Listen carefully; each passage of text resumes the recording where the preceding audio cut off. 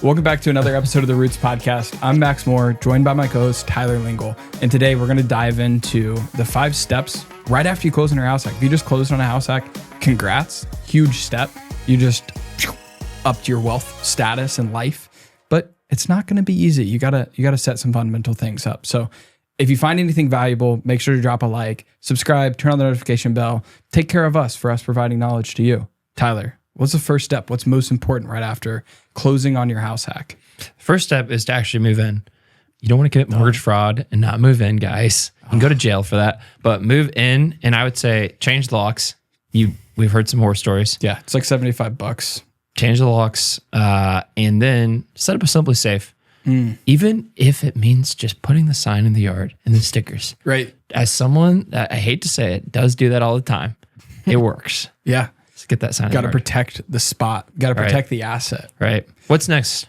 Step 2 is going to be to set up your management software. I suggest using a platform called Rent Ready. We're not sponsored by them, but you can sign up through a referral link and get some money off using the link down below. That software has saved me hours and hours of time. Do not use Venmo. Do not use Zelle. Do not collect cash payments. You can collect payments straight through there. You can host the lease. You can have e-signing and all of those things conveniently taken care of. Your tenant can request maintenance items. You can set up annual checks and things like that. Run back and a ledger. Yeah, you can even post your unit for lease. And if you want suggestions on how to lease your unit for more money and quicker, go and watch a video that we've already posted. We'll throw that in the link below. As well, moving more towards step 3. So really just set up that management software is step 2. Step 3 is understand your lease if a tenant's already in place. And if a tenant's not already in place, understand how to get your unit leased. I would suggest maybe talking to a property manager, getting some suggestions, going back to your buyer's agent that helped you purchase the property. Get some advice from a professional that leases properties often, credit score type things, and how to just properly vet tenants. If you're going to spend $1,000 on anything, getting a leasing agent is huge. I think, honestly, it's the right move. When house hacking, to just go on ahead and not try to save the dime there and get a trained professional. If they are going to self-manage, what are the screening? If they are going to self-manage and not take that option, I want over 600 credit score, 3 times the monthly income, no scary things on the background check, no bank robbers, no felonies, no felonies, evictions, right? Nobody that wants to pay cash up front. If your tenant wants to move in by the end of the week, tell them you'll go with somebody else, because that means they're getting evicted from their current place. Just some of the things that we've learned and been bruised upon along the way. If you are inheriting a tenant, you need to get the contact to the property manager who was managing the place before. Even if that's the previous owner, we need to let the transactional walls come down, because there's some information that they're going to have that you need, which is like notifying the tenant that the property's been sold. Right. You'd be shocked how many times tenants have no idea. Right. At all. The thing has just been sold. It's like, wait, who's my new owner? Who's this? If you're going to, I think this is the last part of step 3, which is introduce yourself to that person residing, your tenant. What do you think? Should you introduce yourself or not? Depends on the tenant, depends on the unit.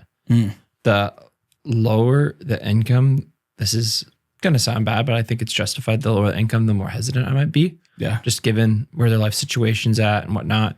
However, I think that if they passed your screening requirements and you live there, I would be in favor of revealing that and putting a name to a face and knowing their actions, if they don't pay rent, affect someone. Yeah. I think there's a healthy sense in that.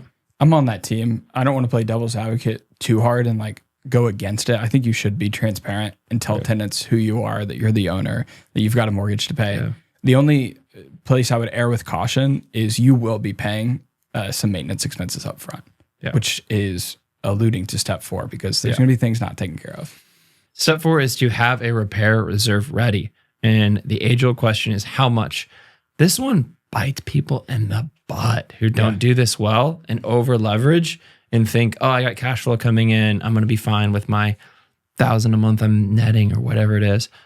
Houses are expensive and have very expensive breaks. Let's start at the top, right?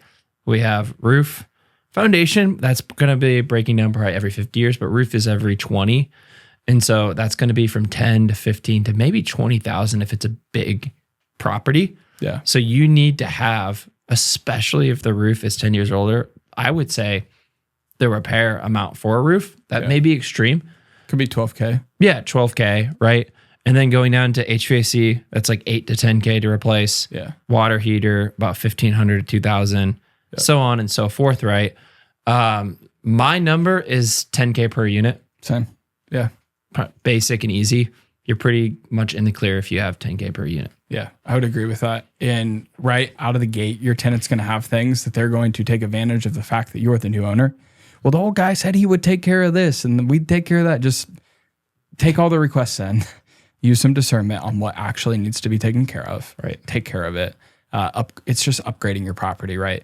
But because you are the new guy in town, they're going to want it. The trick for me is I only text tenants with responding as my wife's name because they tend to respond a little bit nicer to females as opposed to males. They really just don't want to disappoint Sierra. They want to pay rent on time. They want to be easy on the maintenance. I don't know. Maybe it's just the name. There you go. Be a female. Yeah. That's step 6. No, just kidding. Step 5 is start making improvements to your unit, your own individual unit. If you house hacked, you should buy something that you're able to go and swing a hammer in, paint some walls, do those $5 actions that, result in $15 in return, and go take care of them. Change out doorknobs. All these little tiny things matter in home value because you're only going to live there for 2 years. Remember that, because you should sell this thing in 2 years or refi to move on to the next one to start building a portfolio or stacking wealth. It's been another episode of the Roots Podcast. Thanks for watching, tuning in, subscribing, liking, all the things. We'll see you at our next masterclass. Peace.